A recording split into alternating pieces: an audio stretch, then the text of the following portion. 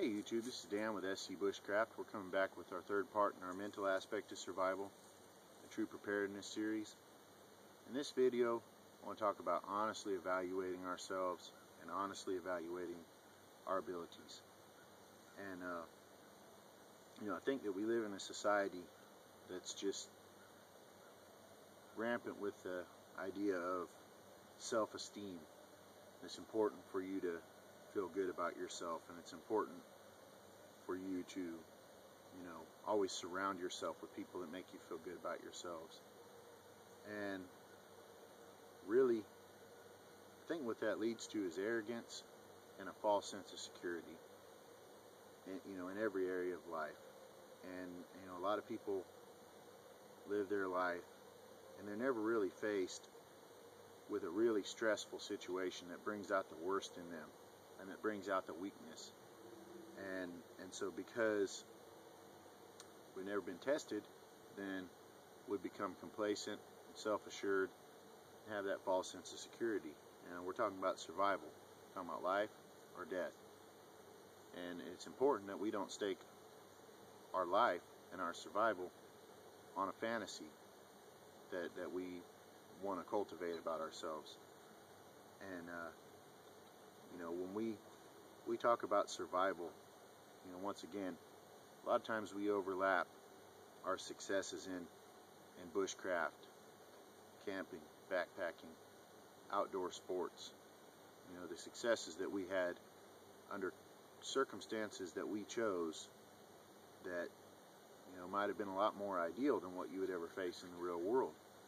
There's an old saying, anybody can do it in the sunshine, and that holds true. So I think it's important that we go out, instead of thinking, well, I did it once, so I know I can tackle whatever comes. We need to go out. We need to, for instance, find the worst circumstances that we can for fire making. Cold, rain, and sustained wet conditions. We need to go out and through whatever means that you choose to be your principal means of making fire, go out in those conditions repeatedly and make fires. Go out in those conditions, whatever the worst conditions for your area are, repeatedly and make shelters. And go out in the off season, try to find some wild edibles if you're depending on wild edibles for your survival. We can go out in the correct time of year and we can find lots of wild edibles. Most of us can. We've got thousands and thousands of acres of swampland here where we're at. Wild edibles aren't that abundant. They're out there.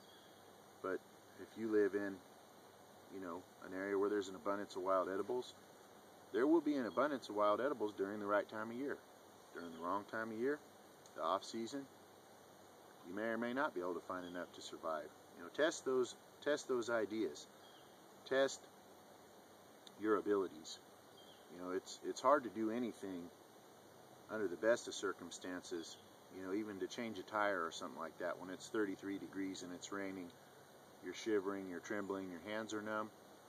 But when you add to that the mental stress that comes along with knowing if I don't succeed at this, I'm going to die, then it goes from, in a lot of cases, being hard to being impossible if we're not prepared and we don't have that confidence, not an arrogance, not a false sense of security, but a confidence. Okay, I've done this before and I know I can do it. I've done it plenty of times, and knowing exactly what to do, exactly how to do it, and in a means that we know will work.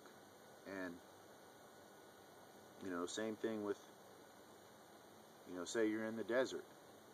When you pick a good temperate day in the high desert, you might have a daytime high in the wintertime of 30, 40, 50 degrees if you're high enough up in the desert. And yeah, you're in the desert. Yeah, it's dry. Yeah, there's not much going for you. There's a few more trees and things like that up there, especially as you get near the water. But it's not like 115 degrees in the shade with the sun baking your brain and nausea, dehydration, the shakes.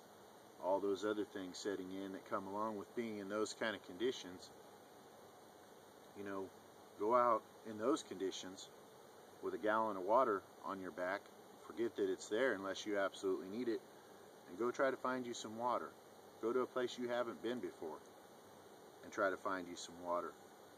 Go and try to find some wild edibles. Go and try to find, you know, the means to make yourself a shelter from the sun. You know, do that when you got a gallon of water in your pack and you're right there by your car that has more water in it, that maybe has a cooler with some ice packs in it to cool yourself down, that you could turn your air conditioner on and you can cool down your body's core temperature if you start to overheat. And, you know, while you're doing that, don't get out and turn it into a survival situation. Think about that, you know, with any of these things I'm talking about. You know, control these circumstances so that failure won't mean death. And you'll find that you will fail, for the most part, several times before you succeed. And even people that do this for a living, that are experts at it, still fail. And there's no way that anybody in the world can say, I'm ready for whatever's going to come, and I know that I'll survive. And it's good for you to have confidence to say, I have proven skills and proven equipment and proven techniques that will give me the tools that I need to survive. But to say, I'm going to survive no matter what happens, nobody can say that. I don't think any respectable survival instructor will say those words. If somebody ever tells you that, don't trust them, because that's a lie.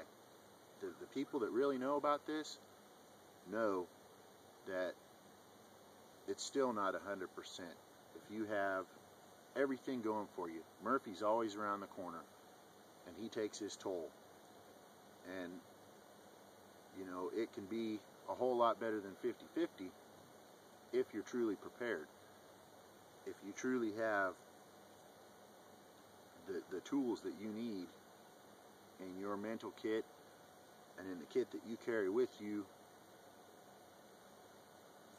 you know, in your pack as well. You know, you got a mental kit, you get your physical kit, your kit that you carry with you. If you've got the right tools in those kits, it could be a lot better than 50-50, but it's still not 100%. And, you know, it really is close to my heart because I've got a family, and I know a lot of other people on here have families.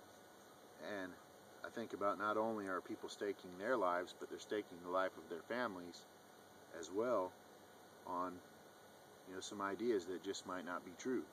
And that's why I made this series. That's why we're making this series. You know, and please don't take this personally. I'm not picking anybody out. I didn't watch somebody do something and I was like, oh, that guy's an idiot, you know, oh, you know, no. If I thought that, I would have said it to the person that I thought it about. I'm just saying, in general, everybody could do with a mental inventory, and everybody could do with an inventory of their skills. And we're going to have some more videos about inventorying your kit. You might inventory yourself. You might come out at the end of that, once you've gone through it all and you've tested yourself, and you might find out that you really are awesome. And I'm not going to take that away from you. You might be. I hope that everyone on here is. I hope everyone on here is really ready for whatever it is they're preparing for. And, you know, I want that to be true. And that's why I'm saying all this. But how can we know if we've never tested ourselves? So, thank you for your time and have a nice day.